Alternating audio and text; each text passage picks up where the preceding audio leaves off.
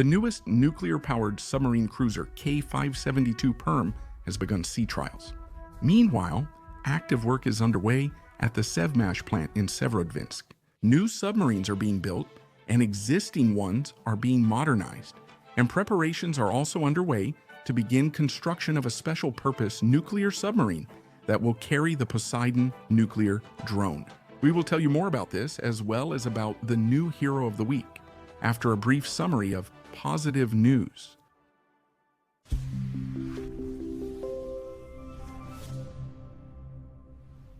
The Angara 1.2 launch vehicle successfully lifted off from the Plesetsk Cosmodrome and placed Ministry of Defense satellites into orbit. Another batch of multifunctional Su-35S fighter jets has been delivered to the troops. At the Krasnoye Sormovo plant, another RSD-59 project dry cargo ship has been launched. In Yaroslavl, a high-speed passenger vessel of the L-390 project has been laid down. The first Russian ultra-high-power tractor, Rosalmash 3580, has been produced. In Mordovia, Rosatom launched Russia's largest composite production line. In Tomsk, production of hydrogen bromide, a substance critically important for the microelectronics industry, has begun. A grain complex opened in Saratov and a large livestock complex opened in Kaluga. Russian school children won 2 gold and 2 silver medals at the 37th International Olympiad in Informatics in Bolivia.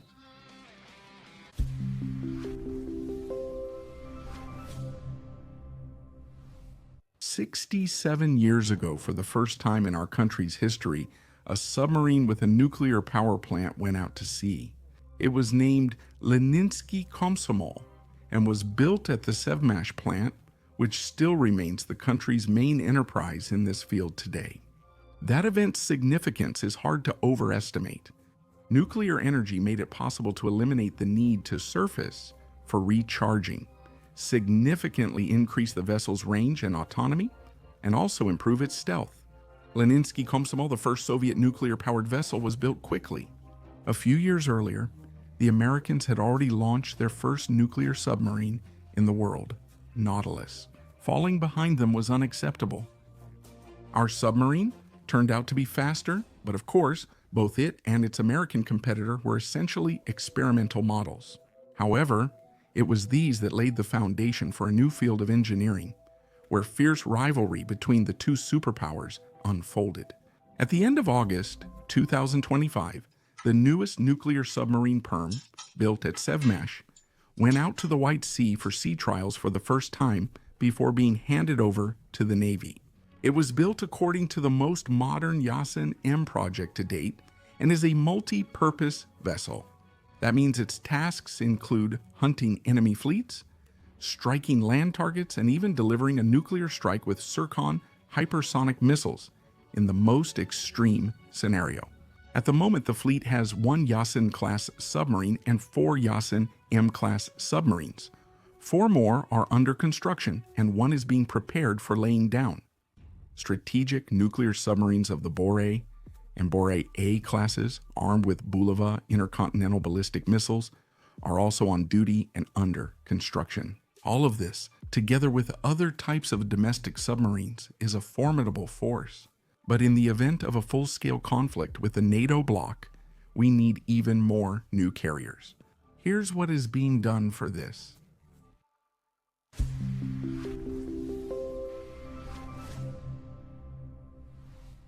In addition to building new nuclear submarines, Russia has launched a campaign to modernize nuclear submarines built in the 1980s and 1990s.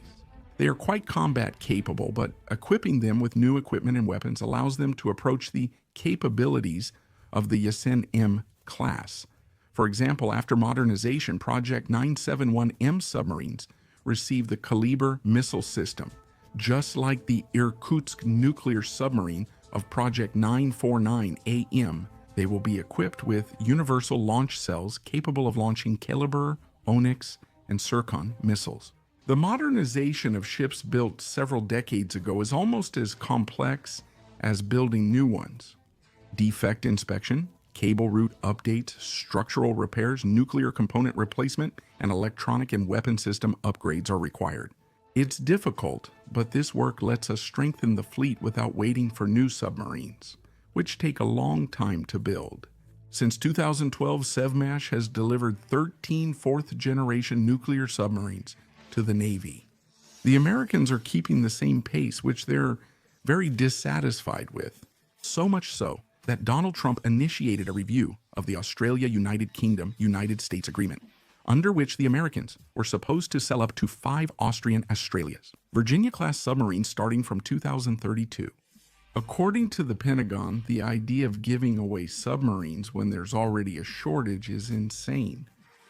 This is good news for us, as Australia's chances of joining the nuclear submarine club, which includes Russia, China, India, the United States, the United Kingdom, and France, have dropped. On the other hand, the Americans' intention to build up their own forces makes us act more proactively, along with building Yasen-M and Borei-A nuclear submarines and upgrading current vessels. We are also preparing something new.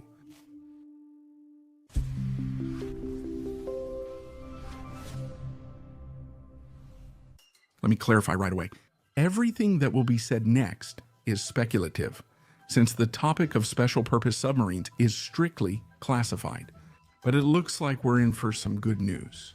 Recently, an image of a pennant honoring the laying of the Orenburg nuclear submarine appeared online, which apparently is being prepared soon at Sevmash.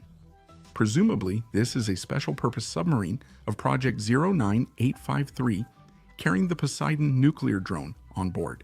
If its construction really begins soon, this could also mean that the construction of another special submarine, Khabarovsk of Project 09851, has been completed, and possibly the special submarine Ulyanovsk of Project 09853 as well. Both of them are also Poseidon carriers and are currently under construction. Also, remember the special purpose nuclear submarine Belgorod, built to deploy Poseidons, is already in service, and judging by the publicly available data, since 2022, it has been actively used for practicing the corresponding maneuvers. This is the trump card that largely offsets our lag behind the NATO bloc in terms of the total number of deployed submarine carriers. After all, no one else in the world has systems like our Poseidon, and none are expected to appear. But that's not all the good news. Subtitles. At the end of July, Vladimir Putin took part in the flag-raising ceremony on the nuclear submarine cruiser Knyaz Pozharsky, which is joining the Navy. At that time, the media focused on the ceremony itself, but afterwards, there was also a meeting between the president and the leadership of Sevmash, where he was given a classified briefing on the progress of work on the creation of the 5th-generation strategic nuclear submarine project. Thus, it received yet another confirmation, the information that a new strategic submarine will replace the Borei-A project. This means that the development of our submarine forces does not stop for a single day, which is certainly encouraging. It seems it's not just ours. In the spring of this year, the Korean Central News Agency published for the first time photographs of the first nuclear submarine under construction. Kim Jong-un is seen inspecting the submarine hull on the slipway in the photos. Apparently, North Korea will join the nuclear submarine club much faster than Australia. I wonder who shared the technology with them? We will continue to follow this topic and keep you updated with new details. Next, an announcement and a rescue story. Friends, you have all heard the fragment of the song Time Forward More Than Once, which plays in the credits of each of our episodes. I wrote it a year ago, but a neural network only performed it recently. But today we are happy to present our anthem performed by people, talented musicians and true patriots. The song is available on all popular music platforms through the links in the description of this video. Add it to your favorites and share it with your friends. Meanwhile, we're already working on a new inspiring composition. A portion of the recording is in this episode's credits and will now play here every Sunday. Now allow me to say a few more words on the main topic. When we talk about such serious things as nuclear submarines, missiles, or power plants, we are often asked, Why doesn't Russia, with all its engineering talent, produce its own iPhones or high-quality cars that the whole world would want to buy? After all, we are capable of creating much more complex things. So is it really beyond us to finally make our own smartphone or computer? Online, you'll only find primitive and fundamentally incorrect answers. But it's an important question, and to answer it, we need to dive a bit into Russia's history to understand how our innovations were born, from the first steam engine to the Energia Burin project. What limitations and advantages does our development model provide? And most importantly, have we come close to the moment when we can afford to produce both unparalleled weapons and mass consumer electronics? Subtitles, a deep but not boring explanation of this question, is available on my personal channel by subscription on the sponsor website. Super.